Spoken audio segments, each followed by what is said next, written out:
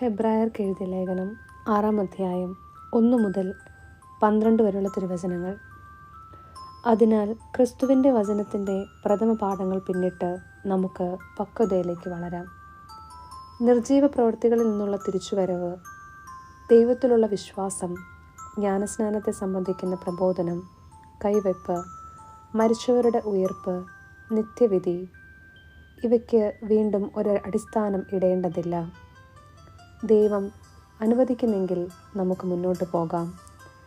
ഒരിക്കൽ പ്രകാശം ലഭിക്കുകയും സ്വർഗീയ സമ്മാനം ആസ്വദിച്ചറിയുകയും പരിശുദ്ധാത്മാവിൽ പങ്കുകാരാവുകയും ദൈവവചനത്തിൻ്റെ നന്മയും വരാനിരിക്കുന്ന യുഗത്തിൻ്റെ ശക്തിയും രുചിച്ചറിയുകയും ചെയ്തവർ വീട് പോവുകയാണെങ്കിൽ അവരെ അനുതാപത്തിലേക്ക് പുനരാനയിക്കുക അസാധ്യമാണ്.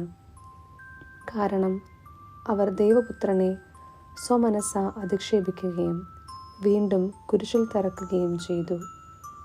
കൂടെ കൂടെ പെയ്യുന്ന മഴവെള്ളം കുടിക്കുകയും ആർക്കുവേണ്ടി കൃഷി ചെയ്യപ്പെടുന്നുവോ അവരുടെ പ്രയോജനത്തിനായി സസ്യങ്ങളെ മുളപ്പിക്കുകയും ചെയ്യുന്ന ഭൂമി ദൈവത്തിൽ നിന്നും അനുഗ്രഹം പ്രാപിക്കുന്നു. ഞെരിഞ്ഞിലുകളും മുള്ളുകളുമാണ് പുറപ്പെടുവിക്കുന്നതെങ്കിലോ അത് പരിത്യക്തമാണ്. അതിൻ്റെ മേൽ ശാപം ആസന്നവുമാണ്. ദഹിപ്പിക്കപ്പെടുക എന്നതായിരിക്കും അതിൻ്റെ അവസാനം. പ്രിയപ്പെട്ടവരെ, ഞങ്ങൾ ഇങ്ങനെ സംസാരിക്കുന്നുവെങ്കിലും ഉത്തമവും രക്ഷാകരവുമായ ഗുണങ്ങൾ നിങ്ങളിലുണ്ടെന്ന് ഞങ്ങൾക്ക് ബോധ്യമുണ്ട്. നിങ്ങളുടെ പ്രവൃത്തികളും വിശുദ്ധർക്ക് നിങ്ങൾ ചെയ്തതും ചെയ്യുന്നതുമായ ശുശ്രൂഷയിലൂടെ തൻ്റെ നാമത്തോട് കാണിച്ച സ്നേഹവും വിസ്മരിക്കാൻ മാത്രം നീതിരഹിതനല്ലല്ലോ ദൈവം. നിങ്ങളിൽ ഓരോരുത്തരും നിങ്ങളുടെ പ്രത്യാശയുടെ പൂർത്തീകരണത്തിനായി അവസാനം വരെ ഇതേ ഉത്സാഹം തന്നെ കാണിക്കണമെന്ന് ഞങ്ങൾ ആഗ്രഹിക്കുന്നു. അങ്ങനെ നിരുത്സാഹരാകാതെ വിശ്വാസവും ദീർഘക്ഷമയും വഴി വാഗ്ദാനത്തിൻ്റെ അവകാശികളായവരെ അനുകരിക്കുന്നവരാകണം നിങ്ങൾ. നമ്മുടെ കർത്താവായ മിശിഹായ്ക്ക് സ്തുതി. എൻ്റെ സഹോദരരെ, വിശുദ്ധ യോഹന്നാൻ ശ്ലീഹ അറിയിച്ച സുവിശേഷം 4-ാം അധ്യായം 1 മുതൽ 26 വരെയുള്ള തിരുവചനങ്ങൾ. യോഹന്നാനേക്കാൾ അധികം ആളുകളെ താൻ ശിഷ്യപ്പെടുത്തുകയും സ്നാനപ്പെടുത്തുകയും ചെയ്യുന്നുവെന്ന് ഫരിസേർ കേട്ടതായി കർത്താവ് അറിഞ്ഞു.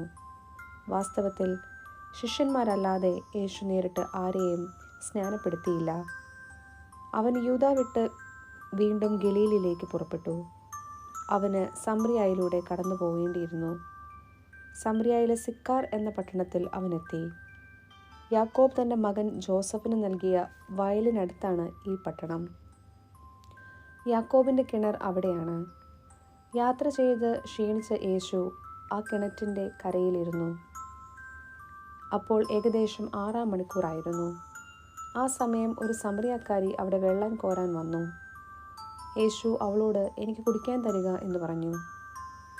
അവൻ്റെ ശിഷ്യന്മാരാകട്ടെ ഭക്ഷണ സാധനങ്ങൾ വാങ്ങാൻ പട്ടണത്തിലേക്ക് പോയിരുന്നു. ആ സമറിയാക്കാരി അവനോട് ചോദിച്ചു, നീ ഒരു യഹൂദനായിരിക്കെ സമറിയാക്കാരിയായ എന്നോട് കുടിക്കാൻ ചോദിക്കുന്നതെന്ത്?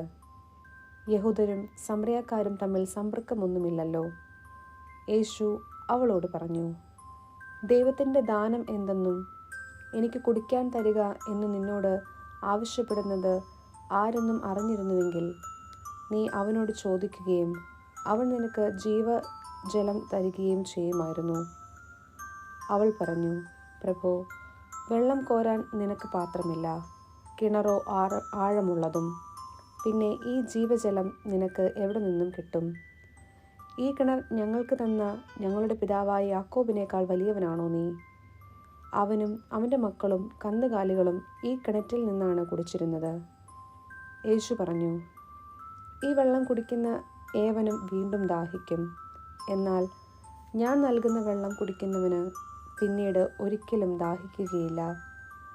ഞാൻ നൽകുന്ന ജലം അവനിൽ നിത്യജീവനിലേക്ക് നിർഗളിക്കുന്ന അരുവിയാകും. അപ്പോൾ അവൾ പറഞ്ഞു, ആ ജലം എനിക്കും തരിക. മേലിൽ എനിക്ക് ദാഹിക്കുകയില്ലല്ലോ. വെള്ളം കോരാൻ ഞാൻ ഇവിടെ വരികയും വേണ്ടല്ലോ. അവൻ പറഞ്ഞു, നീ ചെന്ന് നിന്റെ ഭർത്താവിനെ കൂട്ടിക്കൊണ്ടുവരിക. എനിക്ക് ഭർത്താവില്ല എന്ന് ആ സ്ത്രീ മറുപടി പറഞ്ഞു.